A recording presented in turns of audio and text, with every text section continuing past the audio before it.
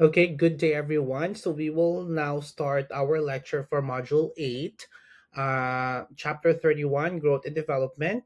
So again, when we talk about growth, it's the measurable physical changes. So basically more on the physical side of the individual. While development, it's like psychosocial and social changes, like the personality, like the way the changes in terms of like the way they interact with other people. So that's more on like a development stage, right? So that's why it's growth and development. So again, they will go together as you mature the growth, the physical aspect, it also mature the psychological aspect. Sometimes they overlap, depend on each other, right? So everything, the growth and development, it begins from the fertilization up to the continuous lifelong of the person until before death, right? So that's what the growth and development is all about. So we have sorry, we have major developmental theories. First, as you can see, we have the Piaget theory. So it's more on a sensory motor. It's for two formal operation. So we have four universal stages of Piaget's theory. First is the sensory motor, which is from birth to 2 years old, and we have the pre-operational from 2 years old to 7 years old, concrete operational from 7 to 11 years old, and then the formal operational, which is 12 years and up. Right? So that's what Piaget is all about. I don't want to explain further about that because I guess it's not really needed in the actual run of your program as a PSW, but I just want you to familiarize with those things or know somehow a little bit of those things. Next is the Eric Erickson's theory. So when we talk of Eric Erickson's theory, we actually have the 8 stages of Eric Erickson's theory. We have trust versus mistrust. That's through infancy. Then we also have autonomy versus shame and doubt during early childhood. And then initiative versus guilt during preschool.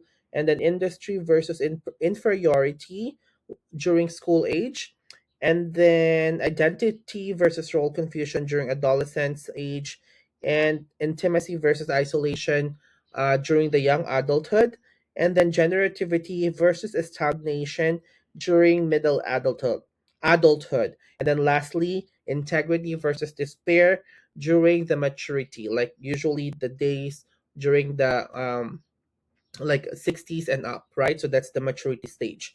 All right. So we also have here the Maslow's hierarchy of needs. So from physiological needs going to self-actualization.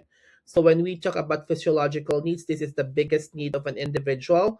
Like under there is the air, water, food, shelter, sleep, clothing, reproduction, etc. After the physiological needs, it needs to be provided the safety needs like the personal security, employment, finances, resources, health, and property, right? And then after the safety needs, the next, the third priority of an individual should be love and belongingness. So that's the friendship, that's the intimacy, family, sense of connection to each and every one of us, right? So that's love and belongingness. And then next, the fourth one is the self-esteem. So that's where it comes in the respect, the self-confidence, that's your status and as a person, your recognition, your strength, your freedom, and and so on and so forth, right? And lastly is the self-actualization. That means it's your desire to become most that one can be. Like you're already giving wisdom to other people, you're already becoming a role model to your children, etc. So that's self-actualization. All right. So those are some of the major developmental theories. So let's talk about infancy. When we talk about infancy, that means it's from birth to 1 year old. In this stage, there's a rapid growth. Reflexes are present. Birth weight triples by age of 1 year old. And then the person starts, or the individual starts to develop walking, basic talking, and emotional bonding with the mother or the father, and the mother and the father, right? So next is toddlerhood, which is 1 year old to 3 years. At this stage, it has a slower growth. It's building the confidence. The toddler starts to learn how to use the toilet, and then speech development is improving. The play is always a parallel play. And then for toddler, tantrums is common. They always say they might gonna skip crying because especially if their once was not given. Next will be preschool. That's 3 to 5 years old. It's cooperative play. The kid starts to be cooperative, like like can you hand me over this one? Can you hand me the red ball, etc. And then they are more aware of their gender, if they're boy or a girl. And then the language expands like 1,000 plus words, so they more like talkative on this stage. And also their moral understanding starting to grow, like they start to know what's bad and wrong, like bad words, etc. So that's in the preschool age. While the middle childhood at 6 to 8 years old, it's starting to build friends interaction. They're starting to improve more on their academics and their what they call this hobbies, like their motor skills. And of course, they also develop their conscience and their social behavior. So they are more aware of like what the surrounding is happening, what happening in the surrounding, and also they are more conscious of their actions. Next is the late childhood, which is the 9 to 12 years old. It's this is the like pre-puberty stage. It has a stronger peer influence to know the peer pressures, and then the coordination increases with other people. And of course it needs a factual sex education, right? Because they in this stage they might start to get curious about sex conversations. So it's I think this is the perfect time to let them know what are the do's and don'ts, and what are the things that they need to do to in case something happens, right? And also adolescent age or adolescent stage, which is 12 to 18 years. This wherein the puberty starts, the physical changes like hairs, facial hairs, uh, pubic hair, etc., and emotional the emotional aspect of the individual shifting already.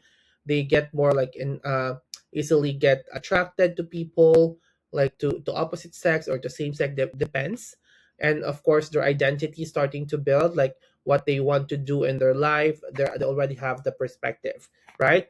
And of course their independence increase, and peer approval is critical, like they are more like picky in terms of like companions.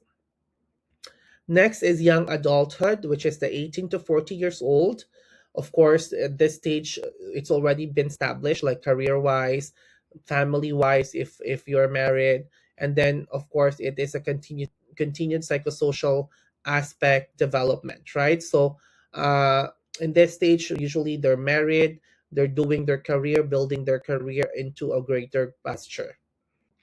So middle adulthood, 40 to 65 years old, sign of aging is obvious. There might be some emptiness because sometimes their children are already like uh, creating or building their own lives, whether through marriage or career wise. And sometimes as middle adulthood, we are left to take care of our parents as well, right? And then sometimes we feel empty because it's just us or the husband together, and our kids are already have their own lives. Next is the late adulthood, which is 65 years plus. So this time it adjusting the loss because your partner or your loved ones or your friends might be like passing away already. It also weakens your physical side or physical aspect. Sometimes too, if everyone is there, you're maintaining your relationship with your children, with your partner, etc.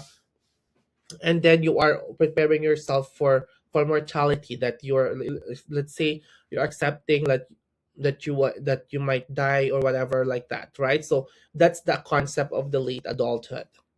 All right, so that ends our growth and development topic. So it's just a brief understanding about it. Again, just to give you a heads up why we need to study this, because I want you to remember that if you're taking care for clients, you should know their backgrounds based on their age, based on their psychosocial aspect, right? Whether you will be in a pediatric, you will be in an elderly care, or like in middle age client with disabilities, that depends. The most important thing that I would recommend when you're taking care for individual, whatever age uh, stages they are in, always practice the process of dips. Okay, dips is always important. The dignity individualized care, independence, preference, privacy, and safety. So if you want to read further about chapter 31, the growth and development, you can always go to your book, which is Elsevier 2022, and you can read further details there. Okay, so that's it for today. I'll see you again for the next chapter.